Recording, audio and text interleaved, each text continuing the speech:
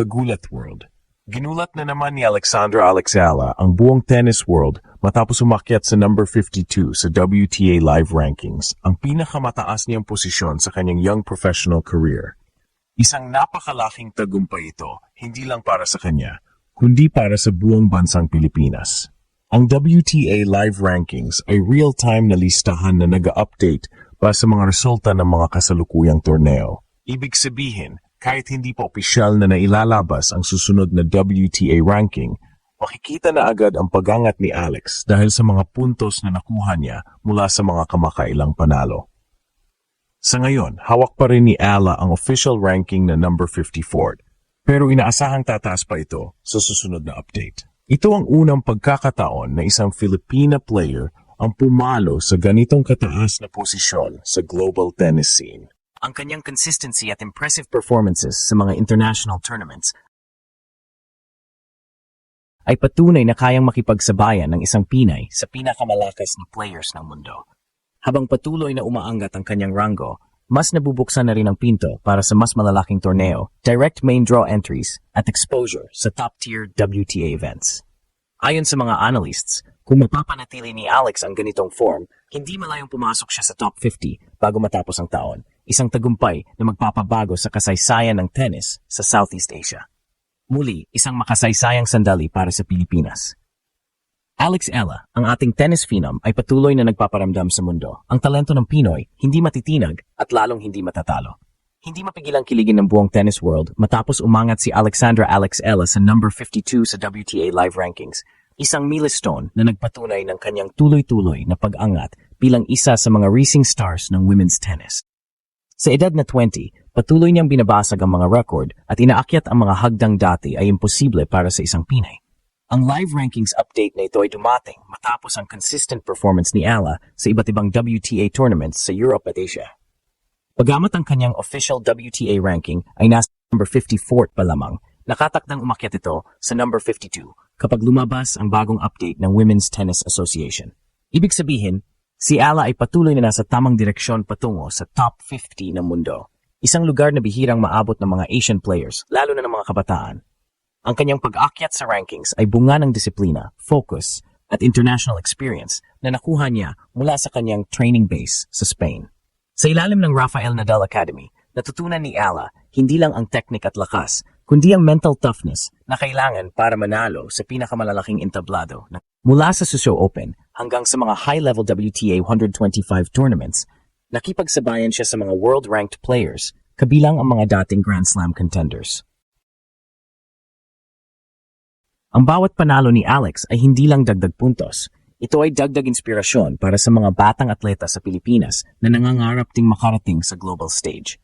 Habang patuloy na sinusubaybayan ng mga international tennis fans ang kanyang journey, unti-unti nang nabubura ang stereotype na outsider lang ang Pinoy sa sport na ito.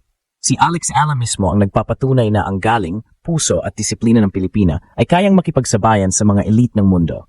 At ngayon, sa bawat ace, sa bawat forehand winner, at sa bawat laban, isang mensahe ang isinisigaw ni Alex Ella. Kaya ng Pilipino ang impossible. Ang pag-angat ni Alexandra Ella sa number 52 sa WTA Live Rankings ay hindi lang simpleng numero.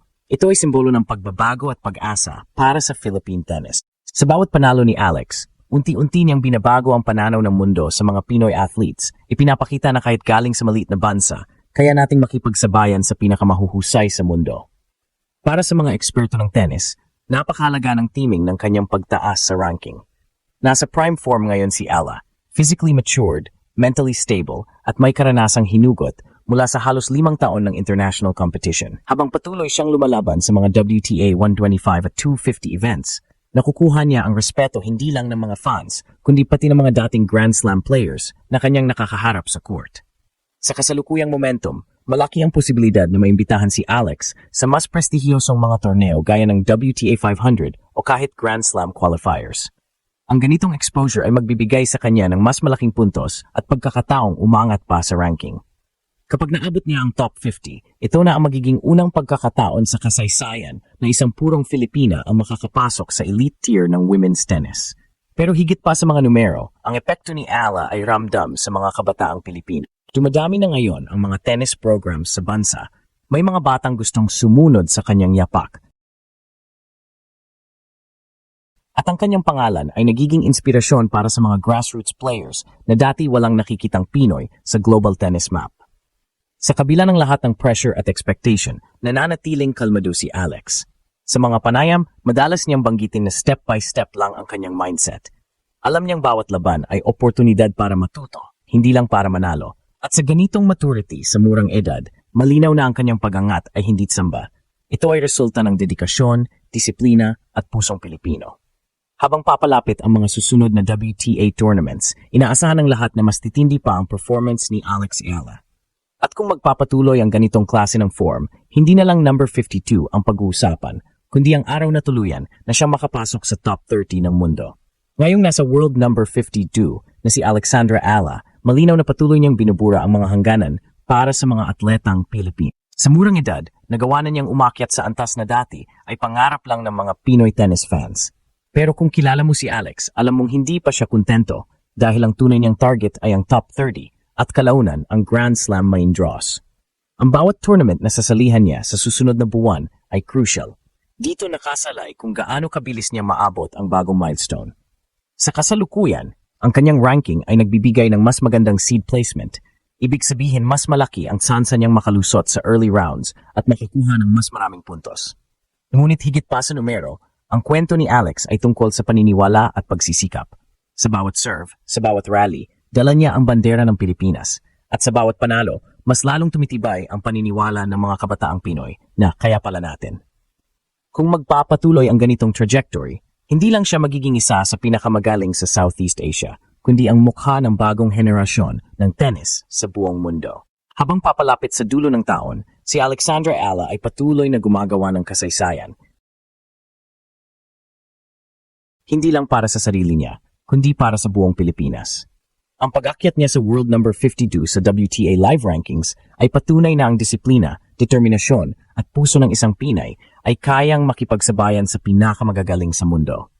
Mula sa mga clay courts ng Europe hanggang sa matitinding laban sa Asia, pinatunayan ni Alex na hindi hadlang ang edad o pinanggalingan para abutin ang pangarap.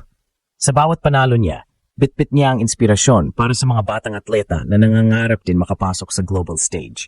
Ngayon, habang naghahanda para sa mas malalaking tournaments tulad ng Japan Open at Australia Swing, mas lumalakas ang panawagan ng mga fans.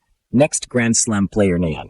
At totoo nga, kung ganito kabilis ang pag-aangat ni Alex, hindi malayong makita natin siyang magtaas ng tropeo sa isang Grand Slam court. Isang bagay ang sigurado, sa mundo ng tennis, naririnig na ang pangalan ng Pilipinas at sa sentro ng lahat ng ito, isang dalagang Pinay na walang takot lumaban, Alexandra Ayala.